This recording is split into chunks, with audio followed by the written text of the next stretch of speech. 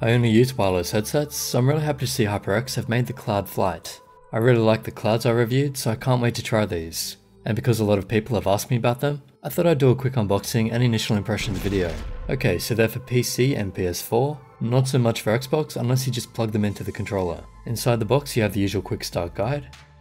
Keep in mind the wireless adapter will stand out about 5cm from wherever you plug it in. It's not small, but should be okay. The headset has a nice simple and professional look, and only weighs 285 grams without the mic, much less than other wireless headsets. Unfortunately, they have a leather-like material around the ear cups. I assume that's going to peel.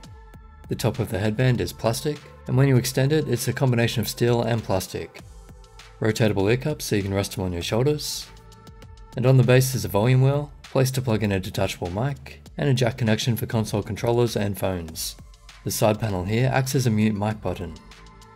Okay, back to what's in the box. The microphone is on a flexible arm that holds its shape, and they give you two cables, one USB, and the other 3.5mm jack. Nothing underneath the plastic, so that's all mine came with.